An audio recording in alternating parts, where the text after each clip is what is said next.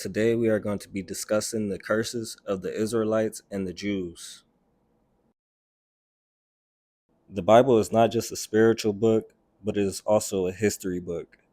More specifically, it is the history of the Israelites. So, in the very first book of the Bible, Genesis, God says he would establish a covenant between Abraham and his descendants. It would take another 400 years before the fulfillment of this covenant was established.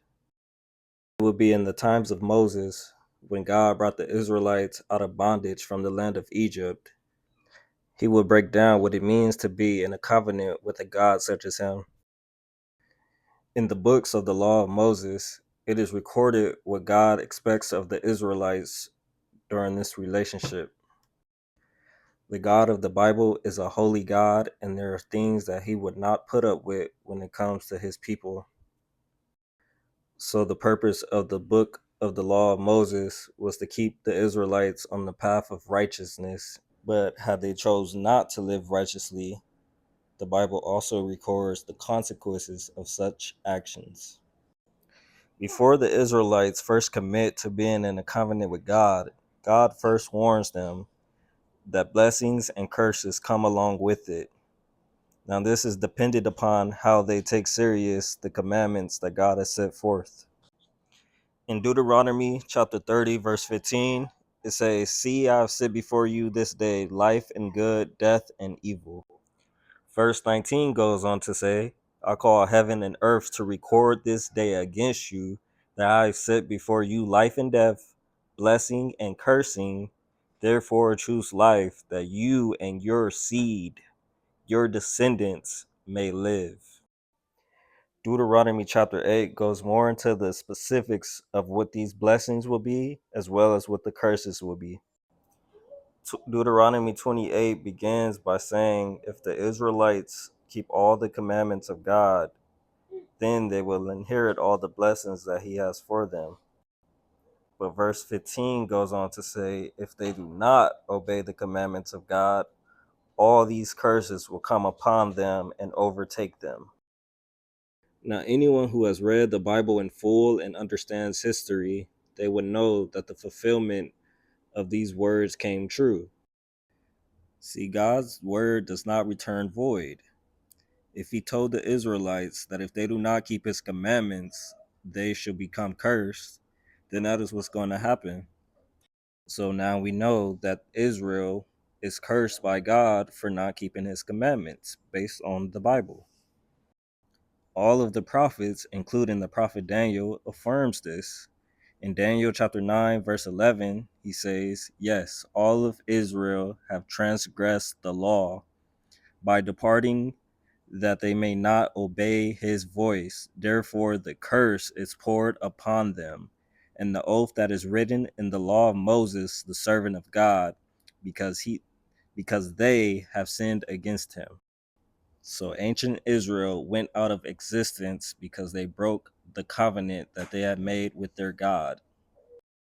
Now, the Israelites still exist today, but they are still under the curse, as it states in chapter 28, verse 46. "And they shall be upon thee for a sign and for a wonder, and upon thy descendants forever," referring to the curses. So simply by going through the list of curses, you can discover who God's chosen people are from then all the way up until now. Even the last book of the Bible, Revelation chapter 3, verse 9, states that the chosen people are still going through tribulation. Now, here's a quote from an Israelite from the tribe of Judah. He says, "I feel the urge to know the truth, whether there really is a place on earth where harassed Israel can rule itself, subject to nobody. Also, whether you have any knowledge of the final miracle which we are awaiting, dishonored and humiliated in our dispersion. We have to listen in silence to those who say, every nation has its own land, and you alone possess not even a shadow of a country on this earth." Hasdai, written in the 10th century. This quote can be found in the Khazar correspondence letter. Now, this is simply just one example of many, but this Israelite has lived in Spain at the time in the 10th century. So this just lets you know that it didn't matter where the Israelites ended up, these people still fell under the curses and they were dispersed from their homeland. Now, if you read what happened to the Spanish Israelites in 1495, then you would know that this is true. The Jews of Spain were kicked out of Spain and forced into exile. From there, the transatlantic slave trade takes place shortly. From my research, these are not two separate incidences, but they both tie in together. The people we know as the Negroes, or black people today, have a connection with the Jews that came from Spain. In fact, the word Negro is a Spanish word. But irregardless, the Bible says that these curses will be a sign and a wonder upon the descendants of Israel. There's overwhelming proof that black people fit the description of the curses that God said will come upon Israel.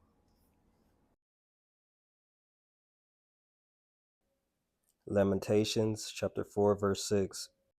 For the punishment of the iniquity of the daughter of my people is greater than the punishment of the sin of Sodom, that was overthrown in a moment and no hand stayed on her. So the punishment that the Israelites will have to endure will be greater than the punishment of Sodom. One of the reasons that is because these curses will go on to be generational. So no matter where the Israelites winded up on earth, misfortune was sure to follow, as God was very angry at his people for rejecting him. And the Jews would go on to receive the worst of this punishment, as you can see in Isaiah chapter 40, verse 2. Speak comfortably to Jerusalem and cry to her that her warfare is accomplished, that her iniquity is pardoned, for she has received double for all of her sins. Yahshua the Messiah reaffirms what the prophet Isaiah spoke of concerning the Jews and their punishment. Matthew chapter 23, verses 33 to 36. Yahshua says, "You snakes, you brood of vipers, how will you escape being condemned to hell?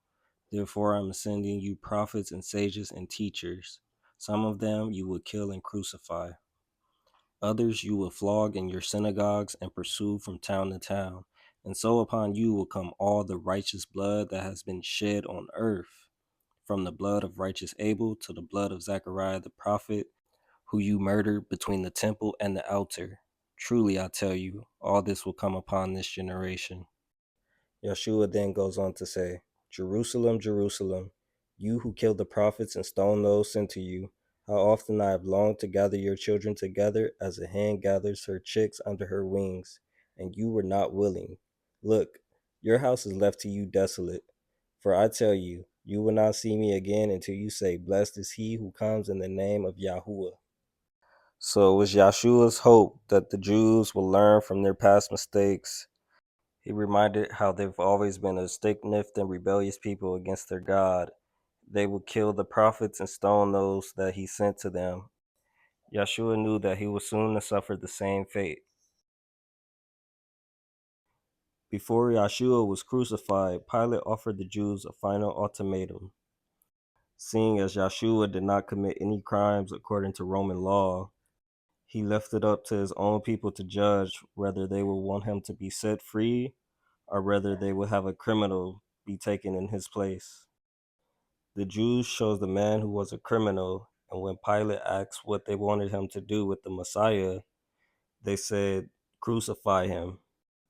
Pilate then replied by saying, "I will not be found at fault for the blood of this innocent man." The Jews, following in the rebellious attitude of their ancestors, responded by saying, "His blood be on us and on our children." Matthew chapter 27, verse 25. Now, Yeshua had already charged the Jews with the blood of the prophets. As if it could not get any worse than that, they took it upon themselves to be held responsible for the blood of the Son of God. Now, after the crucifixion of the Messiah, his apostles went on to try to turn the hearts of the Jews, but the Jews treated them in the same manner. Acts chapter 18, verse 6.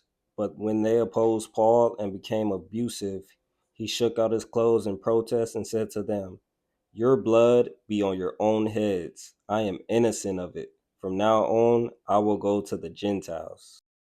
So at this point, you could see that the Jews have been warned about the consequences they will suffer for turning against their God, Yahuwah. The Apostle Paul warned them that they would not be found innocent for the judgment that was to come upon them and their children. Jeremiah chapter 11, verse 3 through 4. Cursed be the man that obey not the word of this covenant which I commanded your fathers in the day I brought them out of Egypt. Jeremiah chapter 11:11. Behold, I will bring evil upon them which they shall not be able to escape, and though they cry unto me, I will not hear them. Second book of Kings, chapter 22, verse 16. Behold, I will bring evil upon this place and upon the inhabitants, even all the words of the book which the king of Judah had read. Now this goes back to the curses of Deuteronomy 28. The year that these curses unleashed upon the people of Israel was none other than 70 AD. This is known as the day of vengeance that Yeshua spoke of in Luke chapter 21. When you see Jerusalem filled with armies, know that its desolation is at hand, for these be the days of vengeance, that all things which are written may be fulfilled. Let them which are in Judea flee to the mountains, and them in the midst of it depart, for there should be great distress in the land and wrath upon this people. And they shall fall by the sword and be led away captive into all nations, until the times of the Gentiles be fulfilled. Now, who was it that was taken as slaves to various parts of the world? Who fulfills this prophecy? Was the Ashkenazi Jews taken as slaves and shipped all across the world? Or did they migrate to the locations that they arrived to? As for Negroes, aka black people, they were taken into captivity all across the world. Millions of Negroes were taken in the Arab slave trade as well as the transatlantic slave trade. No one else's history matches up with the prophecy that was foretold by the Bible. Jeremiah chapter 2 verse 14. Is Israel a servant? Is he a homeborn slave? Why is he spoiled? Jeremiah chapter 2 verse 19. Your own wickedness will correct you, and your backslidings will rebuke you. Know therefore and see that it is an evil and bitter thing that you have forsaken Yahuwah, and the fear of me is not in you. Jeremiah chapter 3 verse 8. And I saw, when for all the causes whereby backsliding Israel committed adultery, I have put her away and given her a bill of divorce. Yet her treacherous sister Judah feared not, but went and also played the harlot. It is safe to say that the Israelites and their God Yahuwah left off on bad terms. Even the prophet Moses foretold that this would be the future of the Israelites in Deuteronomy chapter 4 verses 25 through 26. He tells the ancestors of the Israelites, after you have had children and grandchildren and have lived in the land a long time, if you then become corrupt and make any kind of idol doing evil in the eyes of Yahuwah your God and arousing his anger, I call the heavens and the earth as witnesses against you this day that you will quickly perish from the land that you are crossing the Jordan to possess. So this is what took place in 70 AD. The words of Moses came true. Their temple was destroyed and they were uprooted out of their land. All of these things were spoken of by the Old Testament prophets. Isaiah 29, woe to Ariel, the city where David dwelt. I will camp against you round about and lay siege. Yahuwah will visit you with thunder, earthquake, great noise, storm, and flame of devouring fire. So it was never the enemies of Israel that brought about their demise, but it was God himself who made sure it would come to pass. In 70 AD, the Romans surrounded and captured Jerusalem and razed the temple to the ground. The only site left was the Roman military camp. 60 years later, another rebellion occurred in the land of Judea, and this would be the final stamp of the Israelites being disbanded from their own land. Judea was renamed as Syria Palestina by the Romans. It is said they did so resentfully as a punishment to liberate the link between the Jews and the land, but really it was God Himself who prophesied that this will happen. Jeremiah chapter 17, verse 4. And you, even yourself, shall discontinue from your heritage that I gave you, and I will cause you to serve your enemies in a land which you do not know. For you have kindled a fire in my anger, which shall burn forever. So Judea being renamed Palestina was the beginning of the Israelites losing their heritage. Ever since 70 AD, the ancient land of Israel has been ruled over by countless nations. Words that Yahshua spoke in Luke chapter 21 came to be true, as Jerusalem has been trodden down by the Gentiles. From Rome, it went to the Arab Muslim Empire, who in a conflict with the Catholics had both held the land at certain times. Then the Ottoman Turks had gained control of the land. Following the decline of the Ottoman Empire, the United Kingdom have filled the void and conquered the land, as well as Jordan, and then you have what you have today, the Israeli USA Empire. You could search online of all the nations that have occupied the land over the years. Deuteronomy chapter 29, verses 28 through 29. In furious anger and in great wrath, Yahuwah uprooted them from their land and threw them into another land as it is today. The secret things belong to Yahuwah our God, but the things revealed belong to us and to our children forever, that we may follow all the words of this law. Ezekiel 36. You became the possession of the rest of the nations, and you were taken up by the lips of talkers and slandered by the people. Thus says Yahuwah to the mountains that have been forsaken, which become plunder and mockery to the rest of the nations all about.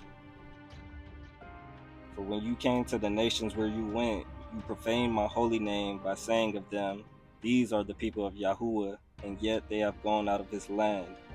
O house of Israel, thus says Yahuwah, I do not do this for your own sake, O house of Israel, but for my holy name's sake, which you have profaned among the nations where you went. The real children of Israel has lost their identity throughout the years, but today they are finally starting to regain back the knowledge of who they truly are. All praises be to the Most High and His Son, Yahshua. God bless.